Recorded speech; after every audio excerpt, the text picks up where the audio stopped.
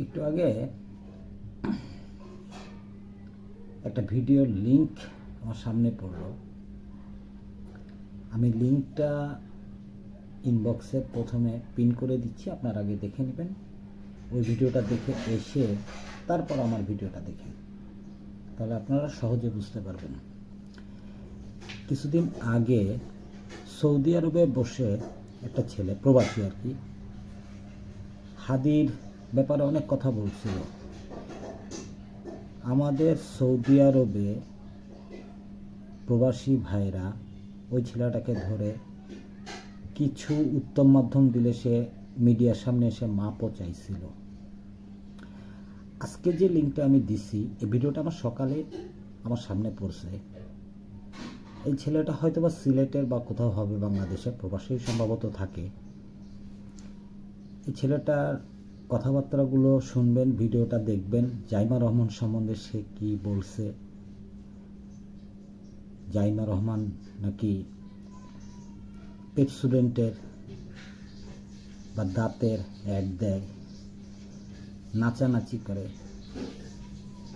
ভাই, তোমারই বলতেছি, জাইমা রহমান সম্বন্ধে কথা বলার আগে তোমার লেভেলটাকে তুমি বুঝা দেখো। তোমার তো কথা বলতে শুদ্ধ ভাষায় কথাই বলতে পারো না। সেক্ষেত্রে তুমি কিভাবে জাইমা রহমান বা বর্তমান বাংলাদেশের প্রধানমন্ত্রীর মেয়ে নিয়ে তুমি কথা বলো? তুমি বাংলাদেশি না ভাই? তোমার বাড়ি সিলেট বা চিটাগাং এই টাইপ কোনো জায়গায় প্রবাসে থাকো বইলা কি দেশের মাথা কিনে আনিছো? তোমাদের মতো লোকের জন্যেই দেশের সম্মানীয় লোকগুলা অসম্মানিত হয়।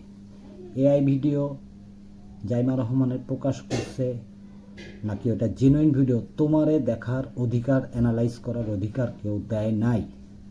তুমি প্রবাসী, তুমি বাংলাদেশের জন্যে এভিডেন্স আনতেছো, তুমি বাংলাদেশের জন্যে গৌরব, আমি মেনে নিলাম। তুমি তোমার সংসারের জন্য, নিজের পেট চালানোর জন্য বিদেশে গেছো, কর্ম করে খাচ্ছ, চুরি করতেছো না। বাট এই অধিকার তোমাকে কে দিচ্ছে? তোমাকেও সৌদি আরবের ওই ছেলের হাদির ব্যাপারে যে কথা বলছিল, এরপর Hasnat Abdullah target, next target, ওর মতোই তোমার অবস্থানটা হবে। তোমারে মাইরা ধইরা তোমারে দেশে পাঠানো উচিত। দেশে পাঠাইলে তোমার ব্যবস্থা তুমি নিজেই দেখতে পাবা, তুমি কার সম্বন্ধে কি কথা বলো। ভিডিওটা যদি তোমার চোখ পর্যন্ত পড়ে, তুমি কথাগুলো হিসাব করে রাখো। তোমারে বাঙালি জাতি, বর্তমান সরকারের প্রশাসন সবাই তোমাকে চিনে রাখতেছে। তুমি কথাটা মাথায় রাখো ভাইয়া। ভালো থেকো, আল্লাহ হাফেজ। বাংলাদেশ জাতীয়তাবাদী দল জিন্দাবাদ।